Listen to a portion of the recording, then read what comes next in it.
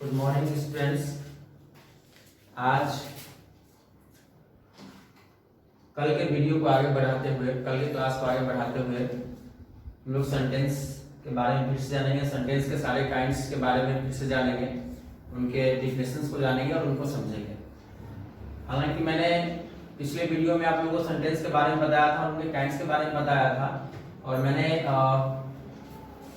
एक शॉर्ट तरीके से आपको शॉर्ट में समझाया था। आज उसको हम लोग अच्छे तरीके से समझेंगे, एक एक करके सेंटेंस के जो 5 काइंड्स होते हैं उन सारे काइंड्स को एक एक करके समझेंगे। तो उसमें सबसे पहले आता है सेंटेंस के काइंड में सबसे पहला जो काइंड आता है वो आता है असर्टिव सेंटेंस। ध्यान रखिएगा कि हम लोग असर्टिव सेंटेंस को हम लोग डिक्लेरेटिव सेंटेंस भी कहते हैं, ठीक है। तो असर्टिव सेंटेंस का डिफिनेशन होता है सेंटेंस दैट असर्ट और डिक्लेयर समथिंग, यानी ऐसा सेंटेंस जो कुछ भी किसी भी चीज को या तो स्वीकार करता है या हमको बताता है। किसी भी चीज के बारे में कोई भी सेंटेंस लिखा हुआ जब हमको किसी भी चीज के बारे में कुछ हमको इंफॉर्मेशन देता है, बताता है या वो स्वीकार करता है उस चीज के बारे में, तो उस सेंटेंस को हम लोग असर्टिव सेंटेंस कहते हैं। A sentence that assert or declare something is called an assertive sentence। ऐसा सेंटेंस जो किसी भी चीज के बारे में स्वीकार करे या बताए, उसके बारे में इंफॉर्मेशन दे हमको, उस सेंटेंस को हम लोग असर्टिव सेंटेंस कहते हैं या डिक्लेरेटिव सेंटेंस कहते हैं। एक ध्यान देने की बात यह है असर्टिव सेंटेंस के बारे में कि एक असर्टिव सेंटेंस, जैसा यहाँ पे लिखा हुआ है, an assertive sentence begins with a subject and ends with full stop। एक असर्टिव सेंटेंस हमेशा एक सब्जेक्ट से शुरू होता है और फुल स्टॉप से खत्म होता है। यानी आप सेंटेंस की शुरुआत में जब असर्टिव सेंटेंस अगर आपको फॉर्म करना पड़ेगा, बनाना होगा या कहीं भी लिखना है आपको, तो सबसे पहले आपको ध्यान रखना होगा कि इस सेंटेंस के शुरुआत में सब्जेक्ट होना चाहिए और जब सेंटेंस हम खत्म कर रहे हो तो उसके अंत में फुल स्टॉप होना चाहिए। या जब आप सेंटेंस आपको पहचानना होता है तो उस समय भी आपको ये नोट आपको हेल्प करेगा कि अगर किसी सेंटेंस के शुरुआत में सब्जेक्ट लिखा हुआ है और उस सेंटेंस के अंत में अगर फुल स्टॉप दिया हुआ रहेगा तो वो सेंटेंस हमेशा आपका असर्टिव सेंटेंस होगा। जैसे कि यहाँ पे एग्जांपल में दिया हुआ है, ध्यान से देखिएगा इसको। Raman is a boy. मैंने पहले बताया था पिछले वीडियो में कि सेंटेंस जब ग्रुप का हम लोग वर्ड्स का ग्रुप बनाते हैं तो सेंटेंस कहलाता है, ठीक है। अब असर्टिव सेंटेंस को कैसे पता करना है कि असर्टिव है कि नहीं है या कौन सा सेंटेंस है, तो उसको समझिएगा। Raman is a boy, Raman एक लड़का है। तो यहाँ पे सेंटेंस जो है सब्जेक्ट से शुरू हो रहा है और देखिए यहाँ पे फुल स्टॉप पे खत्म हो रहा है। पहले हम इस नोट्स के जरिए इसको समझते हैं, फिर मैं इसको डेफिनेशन के तरीके से भी समझाऊंगा। तो पहले आप देखना है कि जब कोई भी सेंटेंस, यहाँ लिखा हुआ है कि an assertive sentence begins with a subject, तो ये भी सेंटेंस सब्जेक्ट से शुरू हो रहा है and ends with full stop, और यहाँ पे फुल स्टॉप से खत्म हो रहा है। तो जब कोई भी सेंटेंस आपका सब्जेक्ट से शुरू होगा और फुल स्टॉप से खत्म होगा तो वो सेंटेंस हमेशा आपका असर्टिव सेंटेंस कहलाएगा। इसको डेफिनेशन के तरीके से समझते हैं। डेफिनेशन में क्या था कि कोई भी सेंटेंस अगर कुछ हमें बतलाता है या सुधार करता है तो सेंटेंस असर्टिव सेंटेंस कहलाता है, ठीक है। तो यहाँ पे क्या है कि Raman is a boy, Raman लड़का है, बतला रहा है हमको कि रमन क्या है। सेंटेंस क्या बता रहा है, इंफॉर्मेशन दे रहा है हमको, बतला रहा है कि रमन क्या है, लड़का है। तो जब कोई भी सेंटेंस हमें कुछ बतलाएगा, स्वीकार करेगा, तो वो असर्टिव सेंटेंस कहलाएगा। यहाँ पे they can not sing a song, इसको समझिए, they can not sing a song, वे लोग नहीं गा सकते हैं। ये सेंटेंस हमको बता रहा है, स्वीकार कर रहा है अपने में कि वे लोग नहीं गा सकते हैं। या इसको ऐसे भी समझ सकते हैं कि ये सेंटेंस हमें इंफॉर्मेशन दे रहा है, कुछ लोग हैं, वे लोग हैं जिनके बारे में हमको बतला रहा है कि वे लोग गा नहीं सकते हैं। जब भी कोई सेंटेंस हमें किसी चीज के बारे में बतलाएगा, स्वीकार करेगा, वो सेंटेंस हमेशा असर्टिव सेंटेंस कहलाता है। इसलिए ये भी सेंटेंस जो है असर्टिव सेंटेंस ही कहलाएगा। और इसको हम लोग इस नोट के जरिए भी समझेंगे। तो लिखा हुआ है an assertive sentence begins with a subject and ends with full stop, कि कोई भी असर्टिव सेंटेंस सब्जेक्ट से शुरू होता है और अंत में उसके फुल स्टॉप का प्रयोग किया जाता है। यहाँ पे देखिए कि ये सब्जेक्ट से शुरू हुआ है और इसके अंत में फुल स्टॉप का प्रयोग हुआ है, तो ये सेंटेंस भी असर्टिव सेंटेंस कहलाएगा। अब आगे बढ़ते हैं इससे। अब असर्टिव सेंटेंस के टाइप्स भी होते हैं स्टूडेंट्स। तो यहाँ पे हमने आपको बताया है कि असर्टिव सेंटेंस के कितने टाइप्स होते हैं, types of assertive sentence. Assertive sentence के कितने टाइप होते हैं। असर्टिव सेंटेंस के जैसा लिखा हुआ यहाँ पे आप देख रहे हैं डायग्राम में, असर्टिव सेंटेंस के 2 टाइप्स होते हैं। जो पहला टाइप होता है, जो उसको कह सकते हैं कि पहला जो प्रकार होता है असर्टिव सेंटेंस का, उसको हम लोग अफर्मेटिव सेंटेंस कहते हैं। और जो दूसरा टाइप होता है असर्टिव सेंटेंस का, उसको हम लोग नेगेटिव सेंटेंस कहते हैं। आप लोग फेमिलियर होंगे, इससे पहले भी पढ़े होंगे अफर्मेटिव और नेगेटिव सेंटेंस। एक बार फिर से मैं आप लोगों को बता दूं कि असर्टिव सेंटेंस के दो प्रकार होते हैं, पहला अफर्मेटिव सेंटेंस और जो दूसरा होता है वो नेगेटिव सेंटेंस। अब हम लोग इसके बाद असर्टिव सेंटेंस, आप लोगों को मेरे ख्याल से असर्टिव सेंटेंस आपको पहचानने में कोई दिक्कत नहीं होगा। आप असर्टिव सेंटेंस को पहचान सकते हैं, अच्छे तरीके से पहचान सकते हैं।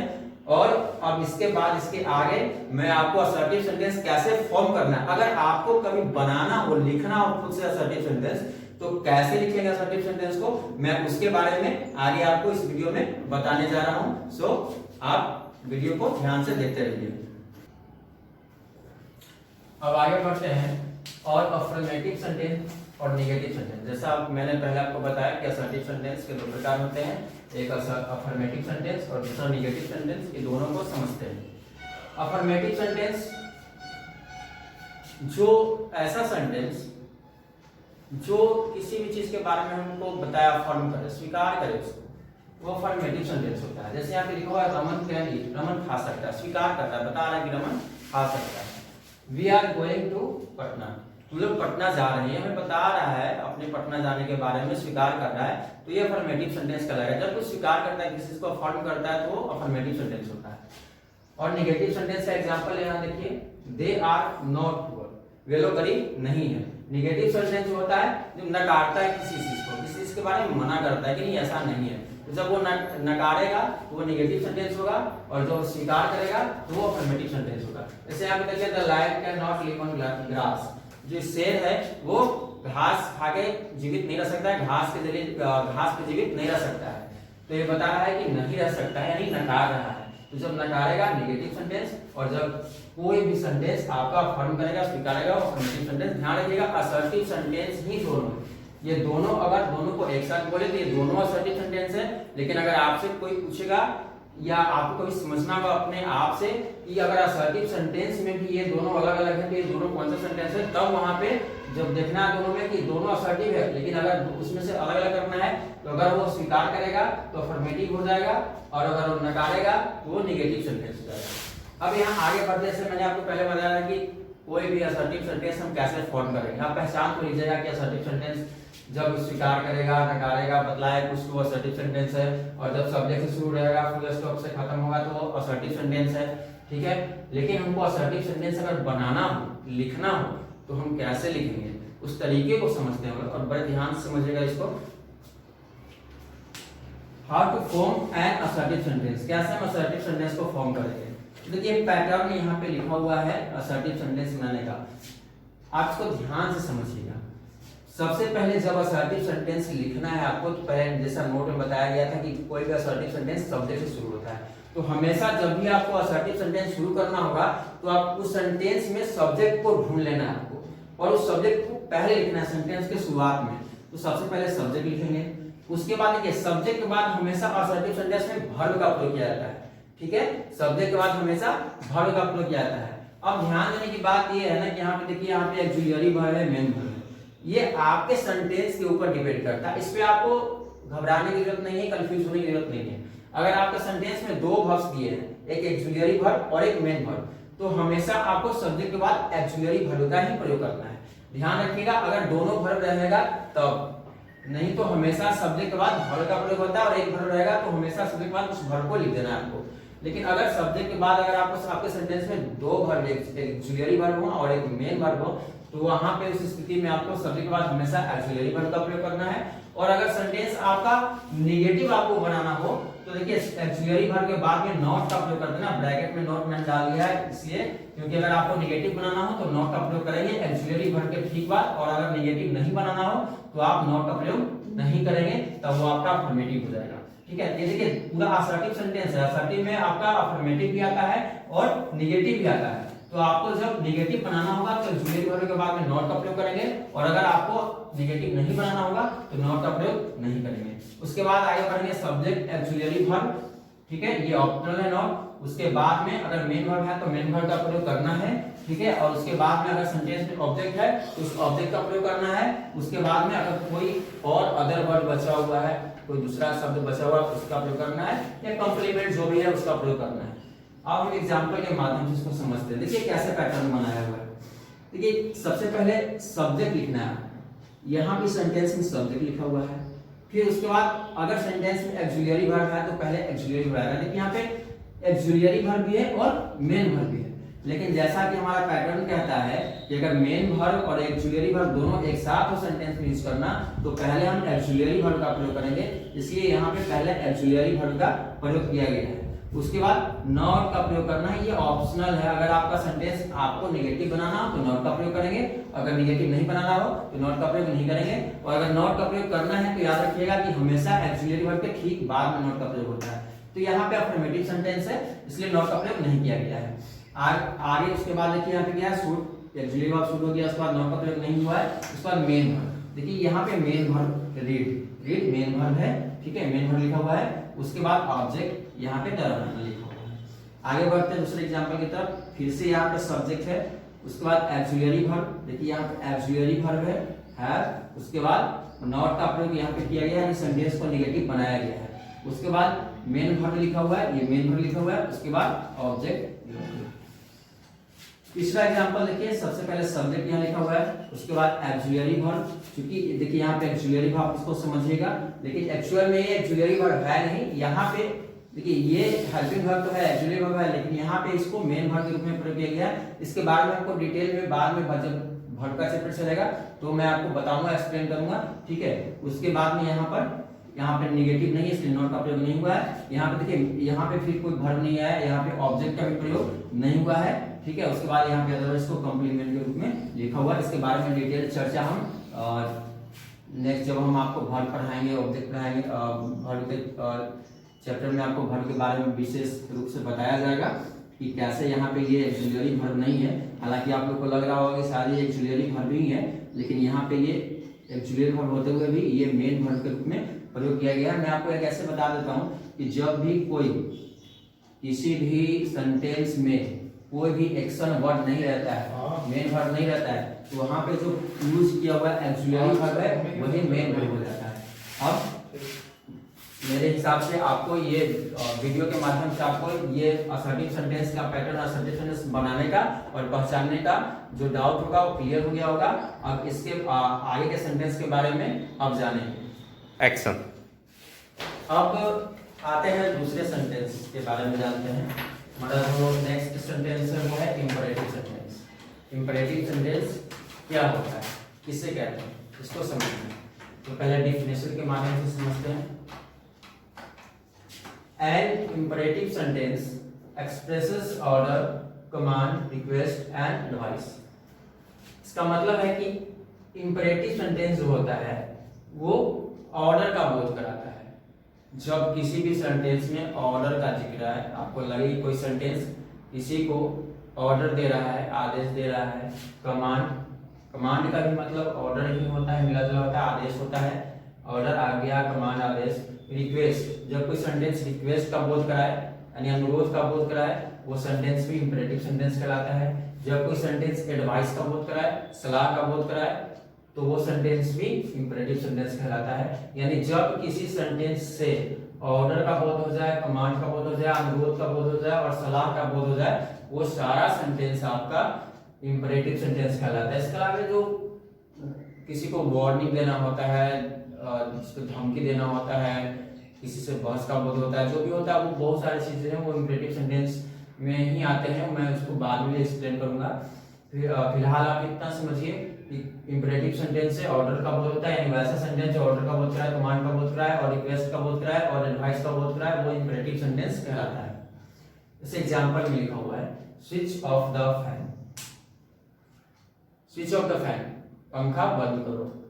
तो जैसे इसको अमूमन पढ़ने से पता चल रहा है कि फैन को बंद करने के लिए कहा जा रहा है, तो ये ऑर्डर का बोध हो रहा है। कोई हमें ऑर्डर दे रहा है कि पंखा बंद करो, तो जैसे ही यहाँ पे ऑर्डर का बोध हो जाएगा वो इंपरेटिव सेंटेंस हो जाएगा। गेट आउट, बाहर जाओ, यहाँ भी ऑर्डर का बोध हो रहा है तो जब ऑर्डर का किसी भी सेंटेंस से ऑर्डर का बोध होगा तो वो आपका इंपरेटिव सेंटेंस होगा। प्लीज हेल्प मी, कृपया मेरी मदद करें। यहाँ पे क्या हो रहा है, इस सेंटेंस से हमें अनुरोध का बोध हो रहा है, यहाँ पे रिक्वेस्ट कर रहा है कि कृपया मेरी मदद करें। जब रिक्वेस्ट का भी बोध होगा तो भी वो सेंटेंस इंपरेटिव सेंटेंस ही कहलाएगा। कंसल्ट ए डॉक्टर, इस सेंटेंस को देखते हैं, लिखा हुआ है कंसल्ट ए डॉक्टर, डॉक्टर से मिलिए। यहाँ पे देखिए अमूमन बच्चों के लिए कंफ्यूजिंग होता है इंपरेटिव सेंटेंस में ऑर्डर और एडवाइस को अलग अलग करना। तो यहाँ इसको समझिएगा तो पता चलेगा कि कोई भी व्यक्ति किसी को डॉक्टर से मिलने के लिए अमूमन सलाह देता है, ऑर्डर नहीं देता है। तो यहाँ इस सेंटेंस से एडवाइस का बोध हो रहा है। ठीक है, यहाँ पे है डोंट प्ले इन द सन, धूप में मत खेलो। यहाँ पे ऑर्डर दे रहा है कि धूप में मत खेलो, तो यहाँ पे ऑर्डर का बोध होगा तो भी इंपरेटिव सेंटेंस होगा।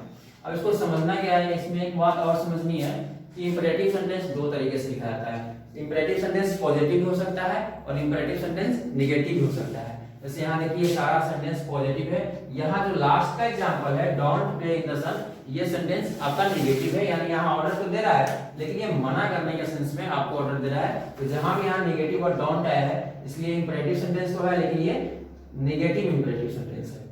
ठीक है, अब यहाँ पे लिखा हुआ है, देखिए आगे समझते हैं इसको कि कैसे इंपरेटिव सेंटेंस बनाएंगे। उसके पहले मैं एक चीज आपको एक्सप्लेन कर दूं, थोड़ा सा मैं आपको बता दूं कि जैसे मैंने आपको बताया था कि असर्टिव सेंटेंस कैसे शुरू होता है कैसे खत्म होता है, तो मैं यहाँ पे आपको बता देना चाहता हूँ कि कोई भी आपका इंपरेटिव सेंटेंस होगा वो हमेशा आपका मेन वर्ब के फर्स्ट फॉर्म से यानी किसी भी मेन वर्ब के पहले रूप से स्टार्ट होगा।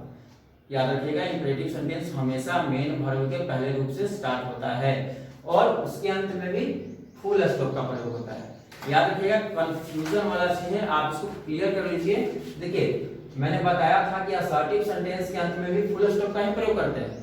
असर्टिव सेंटेंस अगर यहाँ पे मैं लिखूं कि राम इज ए बॉय, तो इसके अंत में भी फुल स्टॉप ही है और यहाँ इंपरेटिव सेंटेंस के अंत में भी फुल स्टॉप ही है। तो यहाँ पे कंफ्यूजन वाली बात होती है कि दोनों के अंत में जब फुल स्टॉप है तो कैसे फर्क महसूस होगा हमको।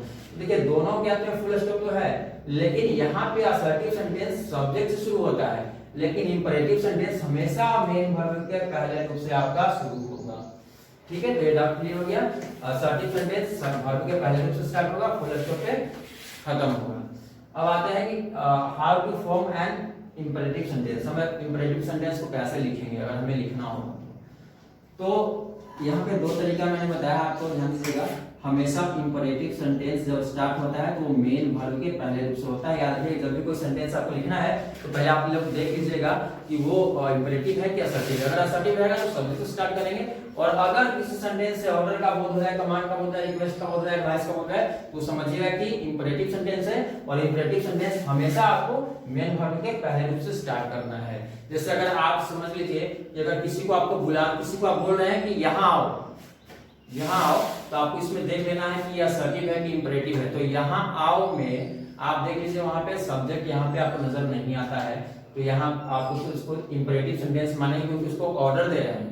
यहाँ आओ बुला रहे हैं ऑर्डर देके, तो ऑर्डर का सेंस आ रहा है इसलिए वो इंपरेटिव सेंटेंस हो जाएगा और इसलिए इसको इंपरेटिव के पैटर्न पे आपको उसको बनाना है। उसमें ध्यान देना है कि इंपरेटिव सेंटेंस जो हम लिख रहे हैं वो आपका पॉजिटिव है या निगेटिव है। पॉजिटिव रहेगा आप ये रूल अप्लाई करेंगे, नेगेटिव रहेगा आप नेगेटिव का अप्लाई करेंगे। तो आपको बुलाना है किसी को कि यहाँ आओ, तो आप ऑर्डर से स्टार्ट करना। ऑर्डर है तो आपको इंपरेटिव सेंटेंस देख लीजिए, इसमें मेन वर्ब का पहला रूप है। तो यहाँ आओ में मेन वर्ब कौन है, आना, तो आना का पहला रूप लिख देना है आपको कम, और उसके बाद जो बच गया ऑब्जेक्ट है तो ऑब्जेक्ट, नहीं तो अदर वर्ड है तो अदर वर्ड, यहाँ पे लिख देंगे। और लास्ट में आपको यहाँ पे देखिए, यहाँ पे आप ऐड कर लीजिएगा फुल स्टॉप, इन दोनों में यहाँ भी फुल स्टॉप। ठीक है, यहाँ पे फुल स्टॉप दे देंगे, ये आपका इंपरेटिव सेंटेंस फॉर्म हो गया। ठीक है, इसमें एक समझने की बात है बच्चों कि इंपरेटिव सेंटेंस में सब्जेक्ट तो नहीं होता है, नहीं लिखा रहता है, लेकिन हर इंपरेटिव सेंटेंस में हमेशा एक सब्जेक्ट, सारे इंपरेटिव सेंटेंस में एक सब्जेक्ट छुपा हुआ रहता है, वो अपने आप में छुपा हुआ रहता है यू, लेकिन इसको कभी लिखा नहीं जाता है। ठीक है, तो ये ध्यान रखिएगा, जब आपको लिखना हो इंपरेटिव सेंटेंस तो हमेशा वर्ब के पहले रूप से स्टार्ट करेंगे और इसके बाद का जो सेंटेंस आपका इंट्रोगेटिव सेंटेंस अब आगे पढ़ेंगे। बच्चों यहाँ पे एक चीज और ध्यान देने की बात है कि यहाँ पे जैसे देख लीजिए, आगे बढ़े इससे पहले एक चीज नोट कर लीजिएगा। यहाँ पे लिखा हुआ है इंपरेटिव सेंटेंस की डिफिनेशन में कि जब ऑर्डर का बोध होता है और कमांड का बोध होता है, इंपरेटिव सेंटेंस होता है। ये ऑर्डर और कमांड दोनों एक ही चीज है। ऑर्डर का ही दोनों का मतलब ऑर्डर ही होता है, लेकिन दोनों में फर्क है। जब दोनों एक ही चीज है तो आपके माइंड में आ रहा होगा कि दोनों एक ही चीज है, तो फिर दोनों अलग अलग क्यों लिखा हुआ है, इसको समझिएगा थोड़ा सा। मैं आपको आपके समझने के लैंग्वेज में समझा दे रहा हूँ इसको। मैं ग्रामर के लैंग्वेज में ना बता के आपके लैंग्वेज में इसको बता दे रहा हूँ। ये ऑर्डर कमांड किया, देखिए ऑर्डर जो होता है, जब किसी को आपको ऑर्डर देना है, आज्ञा देना है, कोई भी व्यक्ति, जनरली कोई भी व्यक्ति जब किसी को किसी चीज के लिए आज्ञा दे देता है तब वो ऑर्डर कहलाता है। आप भी किसी को ऑर्डर दे सकते हैं, हम भी किसी को दे सकते हैं, ठीक है। लेकिन जब कोई एक ऑफिशियल अपने से नीचे के रैंक के आदमी को ऑर्डर देता है तब वो वहां पे कमांड कहलाता है, उसको कमांड कहते हैं। जैसे कोई सेना का अधिकारी अपने से जूनियर रैंक के अफसर को कोई किसी चीज का ऑर्डर देता है तो उसको हम लोग कमांड कहते हैं। एक डायरेक्टर जब प्रिंसिपल को इंस्ट्रक्ट करता है वो कमांड कहलाता है, ठीक है। तो आप, मुझे लगता है कि आप इसको समझ गए होंगे। और अब यहाँ से हम आगे बढ़ते हैं और इंट्रोगेटिव सेंटेंस की तरफ जाते हैं। अब आते हैं इंट्रोगेटिव सेंटेंस के बारे में जानते हैं। तो इंट्रोगेटिव सेंटेंस का जैसा डेफिनेशन आप देख सकते हैं, लिखा हुआ है a sentence that is used to ask a question। वैसा सेंटेंस जिसका प्रयोग प्रश्न पूछने के लिए किया जाए, वैसा कोई भी सेंटेंस जिसका प्रयोग हम लोग प्रश्न पूछने के लिए करते हैं वो सेंटेंस इंट्रोगेटिव सेंटेंस कहलाता है। Sentence that is used to ask a question is called an interrogative sentence। ऐसा कोई भी सेंटेंस जिसका प्रयोग हम लोग प्रश्न पूछने के लिए करते हैं वो इंट्रोगेटिव सेंटेंस कहलाता है। इसको याद कर लीजिएगा। जब कोई भी सेंटेंस हम बोलते हैं, जब कुछ भी हम बोलते हैं, किसी से अगर कुछ पूछते हैं तो वो सेंटेंस इंट्रोगेटिव सेंटेंस कहलाता है।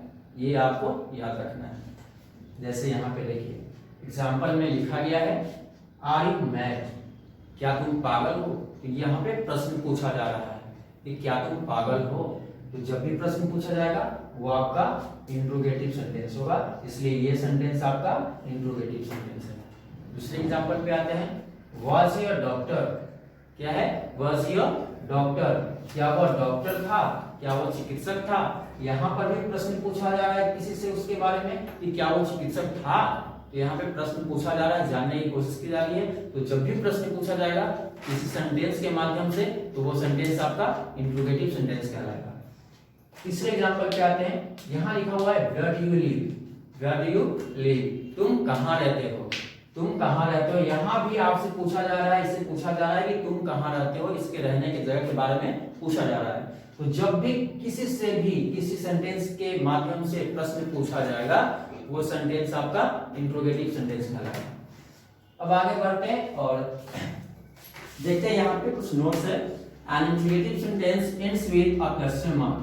हमेशा एक इंट्रोगेटिव सेंटेंस के अंत में, किसी भी इंट्रोगेटिव सेंटेंस के अंत में हम लोग क्वेश्चन मार्क का प्रयोग करते हैं। इसको क्वेश्चन मार्क बोलते हैं, इसको हम लोग नोट ऑफ इंटरोगेशन भी बोलते हैं। तो हमेशा इंट्रोगेटिव मार्क का प्रयोग करते हैं हम लोग किसी भी इंट्रोगेटिव सेंटेंस के अंत में। जब आप किसी से प्रश्न पूछते हैं तो सेंटेंस के अंत में आपको यहाँ पे क्वेश्चन मार्क पुट करना होगा, ठीक है। अब इसमें एक बात कि जैसे असर्टिव सेंटेंस के शुरुआत में बिगिंस में क्या लिखते थे, सब्जेक्ट लिखते थे। इंपरेटिव सेंटेंस के शुरू में हम लोग मेन वर्ब का प्रयोग करते थे। तो ऐसा कुछ नियम इसमें है कि नहीं है कि ये भी आसान हो जाए कि इसके अंत में तो क्वेश्चन मार्क है, शुरू कैसे करें उसके लिए भी मैं आपको बताऊंगा।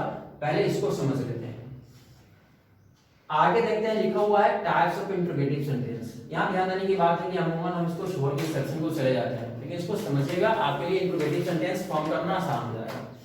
इंट्रोगेटिव सेंटेंस दो प्रकार के होते हैं। पहला जो होता है उसको हम लोग सिंपल इंट्रोगेटिव कहते हैं, सिंपल इंट्रोगेटिव सेंटेंस कहते हैं, या yes no type interrogative sentence कहते हैं। सिंपल इंट्रोगेटिव सेंटेंस या yes no type interrogative sentence. और जो दूसरा होता है वो डब्ल्यू क्वेश्चन होता है, या उसको हम लोग डब्ल्यू सेंटेंस कहते हैं। अब इसको समझना है कि ये सिंपल इंट्रोगेटिव क्या होता है, यस नो टाइप इंट्रोगेटिव, ये दोनों एक ही चीज है। सिंपल इंट्रोगेटिव बोले या यस नो टाइप इंट्रोगेटिव बोले। अब इसको समझना है हमको कि सिंपल इंट्रोगेटिव क्या होता है और डब्ल्यू क्वेश्चन क्या होता है, डब्ल्यू सेंटेंस क्या होता है, ठीक है। आगे इसको समझते हैं हम लोग,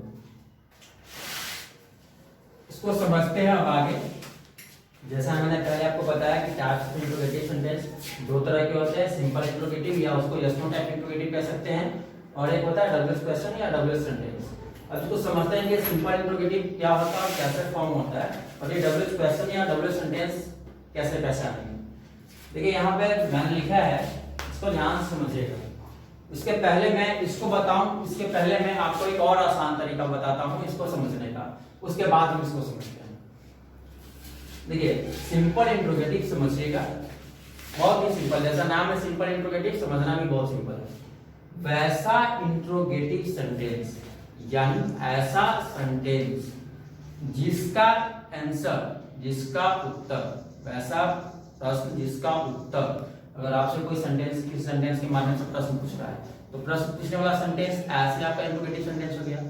अगर उस सेंटेंस का आंसर यस या नो में आ जाए, किसी भी सेंटेंस का आंसर अगर यस और नो में, दोनों में से किसी एक में आ जाए, वो सिंपल इंट्रोगेटिव या yes no type interrogative sentence कहलाता है।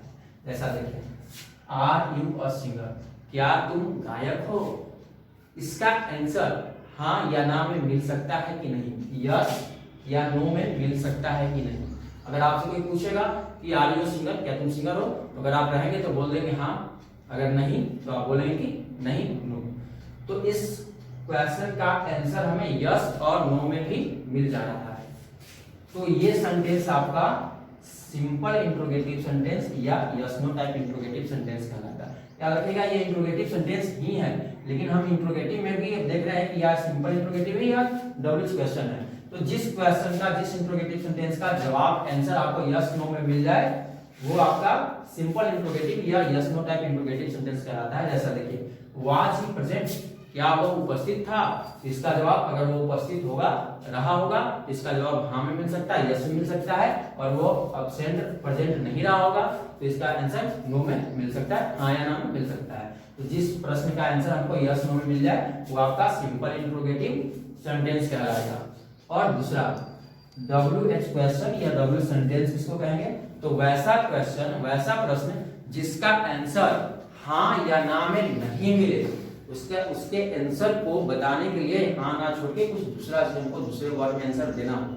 तो जिस प्रश्न का आंसर आपको यस नो में मिल जाएगा सिंपल इंट्रोगेटिव, और जिस प्रश्न का आंसर आपको यस या नो में नहीं मिले वो आपका कहलाता है WH क्वेश्चन या WH सेंटेंस। जैसा यहाँ पे देखिए आप, वेयर डू यू लिव, तुम कहाँ रहते हो, आप कहाँ रहते हैं, इसका जवाब हमें यस या नो में नहीं मिल सकता। अगर आपसे कोई पूछेगा आप कहाँ रहते हैं तो आप कह दीजिएगा कि यस, तो आंसर आ गया, नहीं आया। आप बोल दीजिएगा कि नो, तो आंसर आ गया, नहीं आया। इसके लिए आपको बताना पड़ेगा, क्वेश्चन के अनुसार आंसर आपका प्लेस बताना पड़ेगा। तो यहाँ इस क्वेश्चन का आपको आंसर यस नो में नहीं मिल रहा है, इसलिए simple interrogative yes no type interrogative नहीं होगा, ये हो जाएगा आपका WH क्वेश्चन या WH सेंटेंस। इसको देखिए, हाउ ओल्ड आर यू, तुम कितने वर्ष के हो, तुम्हारी उम्र क्या है, इसका जवाब भी हाँ या ना में नहीं मिल सकता है, इसलिए ये भी सेंटेंस आपका WH क्वेश्चन या WH सेंटेंस कहलाएगा। अब इस तरीके से समझते हैं। देखिए यहाँ पे लिखा हुआ है, when an interrogative sentence begins with an auxiliary verb, it is called simple interrogative sentence। जब कोई इंट्रोगेटिव सेंटेंस किसी ऑक्सिलरी वर्ब से शुरू होता है तब वो interrogative sentence simple interrogative sentence कहलाता है। आपको पता होगा कि ऑक्सिलरी वर्ब 24 होते हैं, ये सारा आर, वाज, वर, ये सारा आप लोग पढ़े होंगे। तो ये क्या होता है, यहाँ पे जब कोई भी इंट्रोगेटिव सेंटेंस ऑक्सिलरी वर्ब से शुरू रहेगा तब वो इंट्रोगेटिव सेंटेंस आपका सिंपल इंट्रोगेटिव सेंटेंस कहलाएगा। यानी एक इससे ये भी निष्कर्ष निकलता है कि हम जब हमें इंट्रोगेटिव सेंटेंस लिखना होगा तो उसके शुरुआत में हम लोग क्या लिखेंगे, तो ऑक्सिलरी वर्ब लिखेंगे।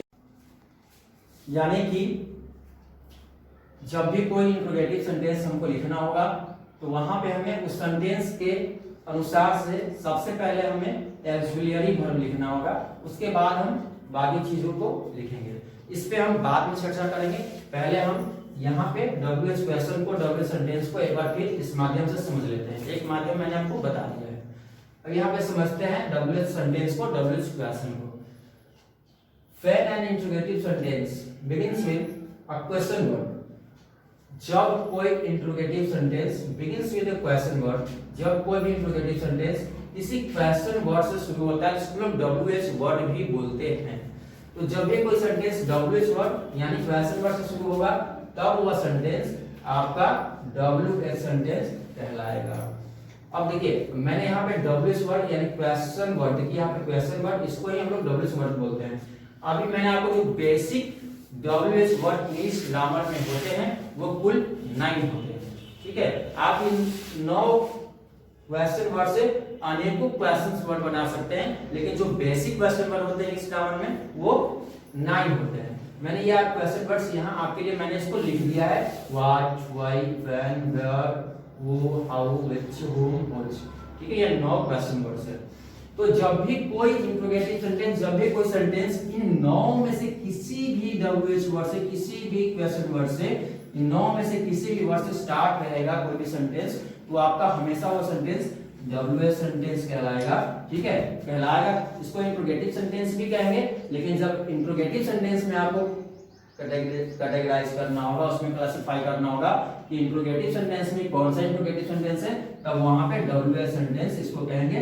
ट्रांसलेशन बनाने में आपकी बहुत बड़ी हेल्प आपको ये करेगा, ठीक है। तो इसको समझते हैं। देखिए वेयर डू यू लिव, यहाँ पे लास्ट में इसके अंत में, सेंटेंस के अंत में जैसे क्वेश्चन मार्क आएगा आपको समझ जाना है ये इंट्रोगेटिव सेंटेंस है। क्या जब भी कहीं भी किसी सेंटेंस के अंत में आपको एक क्वेश्चन मार्क मिलेगा तो आपको समझ जाना है ये इंट्रोगेटिव सेंटेंस है। अब ये इंट्रोगेटिव सेंटेंस में कौन सा इंट्रोगेटिव है, तो इसके देखेंगे इसको कि ये शुरू कैसे है। यहाँ पे देखिए, यहाँ पे वेयर से शुरू है, तो वेयर क्या है, यहाँ पे आपका क्वेश्चन वर्ड है वेयर। तो जब भी 9 में से किसी भी वर्ड से आपका सेंटेंस शुरू रहेगा तो वो सेंटेंस आपका WH सेंटेंस कहलाएगा, WH क्वेश्चन कहलाएगा, ठीक है।